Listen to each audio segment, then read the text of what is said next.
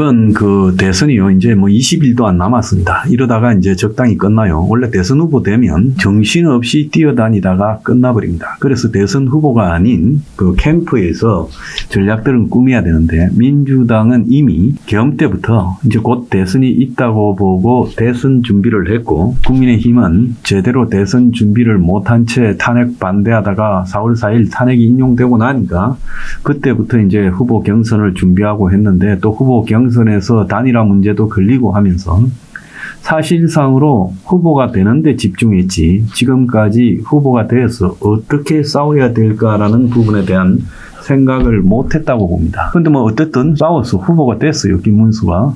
그럼 후보가 됐으면 그때부터 이제 시장 바닥에 쫓아다니기 바빠요. 이재명이는 그보다 훨씬 전부터 돌아다녔으니까. 그러면 이제 좀 생각을 해봐야 됩니다. 지금 나오는 여론 추이들을 보면 좀 이따 제가 자세히 말씀드리겠지만은 이기기가 거의 불가능해요. 불가능한 게 아니라 물 건너간 지가 오래됐어요.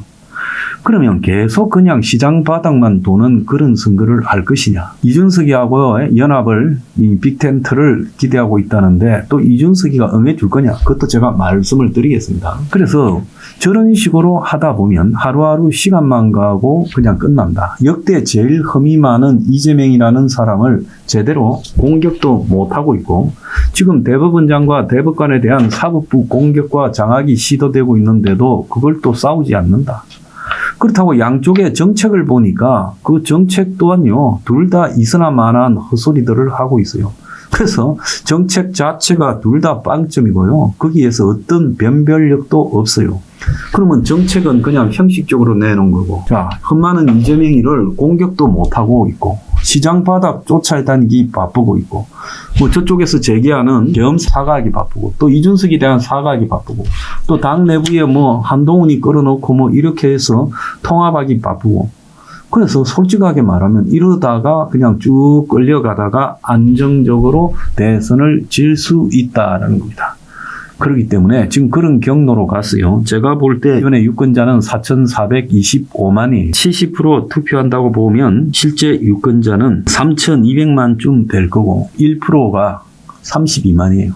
그러니까 이번에 10% 진다 하면 320만 표 진다라는 거고, 20% 진다 하면 640만 표 진다라는 거예요. 320만 표도 어마어마한 차이죠.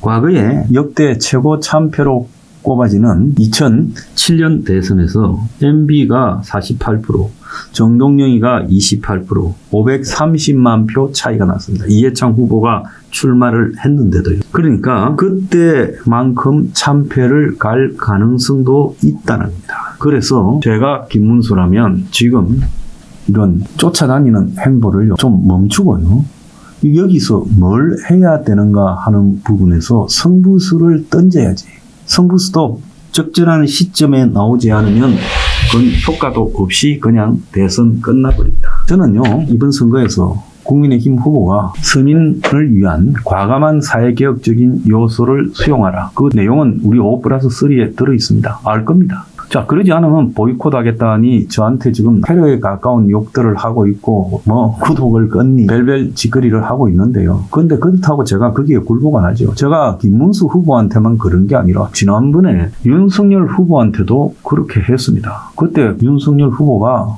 모르는 척 쌩을 까서, 그래서 결국 저는 대선 보이콧을 소극적으로 했지요. 이번엔 좀 적극적으로 하려고 생각하고 있을 뿐입니다. 그리고 박근혜 탄핵 때는 제가 탄핵에 찬성했어요. 저는 제 나름의 소신에 따라서 하는 겁니다.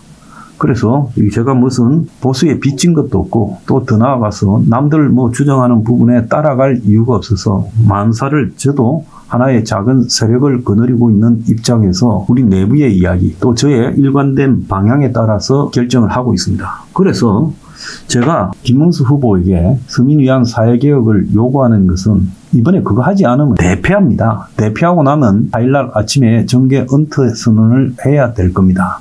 그리고 국민의힘은요, 당이 쪼개어질 수 있고요, 그야말로 재계하기까지 어마어마한 오랜 시간이 걸릴 거다.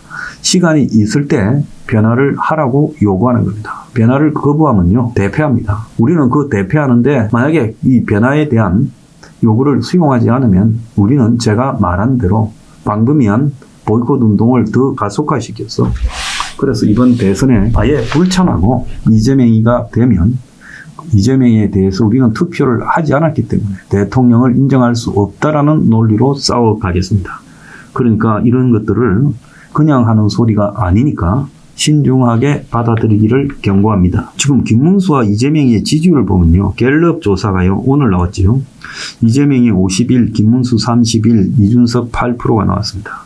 양자 가상 대결에서는 이재명이 54, 김문수 38, 또 두 번째 조사에서는 이재명이 55, 김문수 39가 나왔습니다.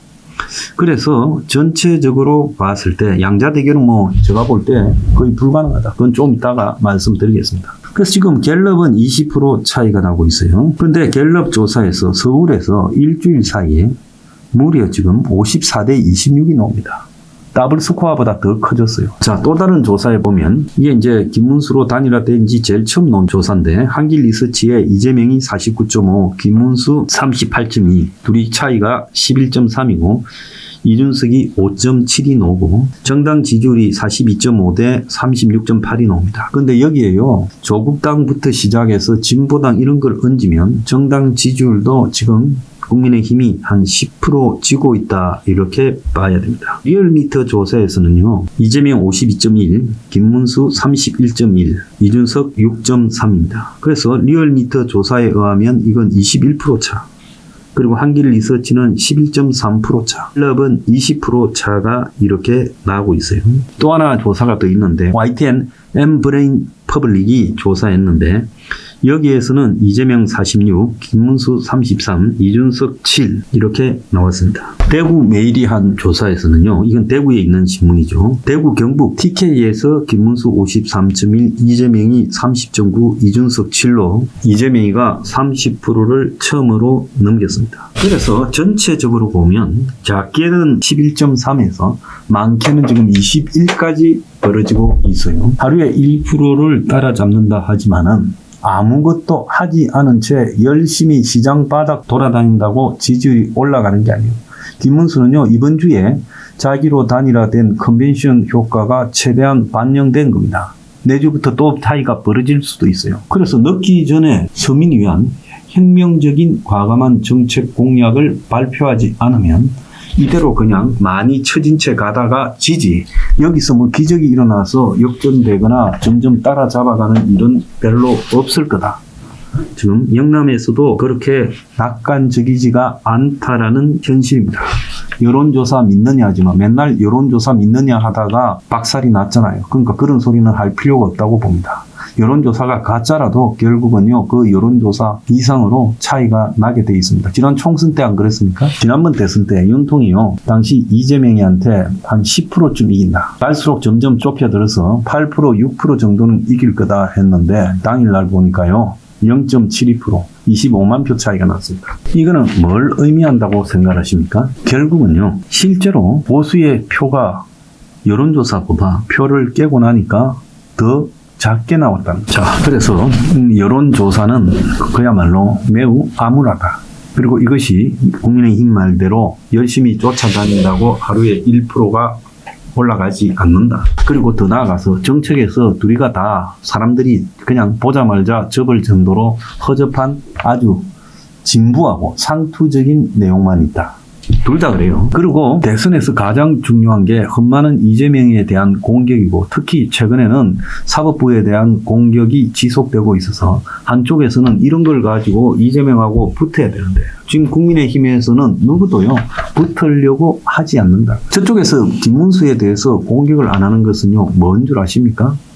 굳이요 진흙탕 싸움으로 끌고 가봤자 이재명이 손해니까 너가 공격 안 하면 우리도 공격 안 한다. 그냥 이대로 하루하루 킬링 타임에서 시간만 한 18일 죽이면 대선 끝난다. 지금 그렇게 이재명이가 어떻게 보면 부자 몸조심을 하고 있어요. 김문수는 언더독으로서 즉 따라가고 있는 사람으로서 그 차이가 크기 때문에 차이가 가신가신할 때 뭐 한 3, 4% 지거나 5% 정도 진다면 모험을 할 수 없겠지만은 지금 이 정도 차이라면 11에서 21%까지 차이가 난다면 이건 승부수 던지지 않고는 못 이긴다. 그건 아예 물 건너간 것은 확실하다. 그래서 성부수 던져라고 요구하는 거고 성부수를 던지지 않으면 우리는 아예 투표 안 하겠다. 자, 그래서 이준석하고 단일화만 지금 또 가능성에 매몰되고 있어요. 이준석이가 적게는 6%에서 시작해서 많게는요 한 11%까지 나오고 있습니다. 실질적으로 이준석 지지율은 한 7%대 정도라고 이렇게 보고 있습니다. 그런데 이 이준석이라 이재명 지지율이 좀 더 내려오면 국민의힘하고 단일화 논의가 시작될 거라고 언론들이 이야기하고 있는데 이준석 입장에서는요. 국민의힘하고 단일화 되어서 들어갈 때 하고 지금 자기가 끝까지 완주했을 때 하고 계산을 두드려 보면요. 이준석이는 단일화에 응할 이유가 없죠. 지금도 보면 지가 1등 아니면 3등이고 국민의힘은 확실한 2등이라고 말하고 있어요. 단일화 생각하지 않는다고 말을 하지만 저는 그게 진심이라고 봅니다. 왜? 이번에 지고 나면 국민의힘은 진윤과 한동훈 쪽부터 김문수계까지 다양하게 흩어져 버릴 겁니다. 그래서 저 당이요. 그야말로 방향을 상실한 개파가 난립한 정당으로 앞으로 미래가 없는 상황이 벌어질 거예요. 그래서 이준석이는 나이가 있기 때문에 이번이 아니라 차차기 정도를 생각하고 있을 거고 계속 자기 비중을 키워나가는 걸로 목표로 삼고 있을 거예요. 최근에 국민의힘의 단일화 소동과 관련해서 이준석이 당에 당원이 15,000명이 늘었니 자 이쪽 양쪽 다 보기 싫은 사람이 이준석이한테 투표하니 이렇게 말하고 있습니다. 저는 그렇게 하면 안 된다. 양쪽 다 보기 싫으면 기권하라는 거예요. 표를 그런 식으로 쓰면 나중에 이 나라에 또 다른 화근이 생긴다. 그래서 제가 보이콧하자는 거예요. 그래서 이준석이는 국민의힘이 대선 지고 나면 참패하고 나면 김문수는 가버릴 거고 또 한동훈이가 장악하려 하겠죠. 그러면 한동훈을 또 싫어하는 사람이 굉장히 많고 이래서 보수 분열의 상황을 갖다가 좀 더 지켜본 뒤 나중에 자기가 여기에 뛰어들어서 국민의힘을 차지하려고 할 거다. 저는 그렇게 보고 있어요. 그렇기 때문에 이준석이가 이번에 들어가면 그쪽 당 안에서 지 나름대로는 처절하게 당했다고 생각하고 또 국민의힘이 사과도 했잖아요. 이준석이한테. 큰다고 들어오겠어요? 그래서 결국은 이준석이가 선택할 방향은 끝까지 단일화 안 하고 가서 국민의힘을 대참패시키고 자신이 분열된 국민의힘의 대안으로 다시 복귀하는 것이 그것이 이준석이 목표라는 거예요. 그러려면 이번에 의미 있는 득표를 해야 되겠죠. 그래서 이준석이가 그 의미 있는 득표를 하기 위해서 끝까지 간다. 이런 것들을 전부 종합해보면 지금 국힘의 김문수가 대선에서 상당히 큰 차이, 300에서 500만 표 이런 표차로 질 수가 있다는 거예요. 그럼 여기서 어떻게 해야 돼요? 마지막 남은 방법은요. 이제 선거 졌다라고 생각하고 지기 전에 마지막에 한번 모험을 해보자라고 판단하지 않으면 이 선거는요. 이기지 못해요. 지금 이재명을 공격도 하지 못하고 있고 지금 이재명이가 완전히 그냥 공격에서 벗어나 있고 국민의힘은 뒤늦게서 그냥 시장판에 돌아다니는 사람 끌고 다니는 그런 재래식 운동을 하고 있잖아요. 뭘 가지고 이겨요? 국민의힘에 대해서 지금 염증과 혐오를 가진 사람이 너무 많다는 걸 안다면요. 이대로 가면 대참패만 기다리고 있다. 성부수를 걸어라. 안 그러면 당신들 앞에는 남아있는 게 없을 것이다.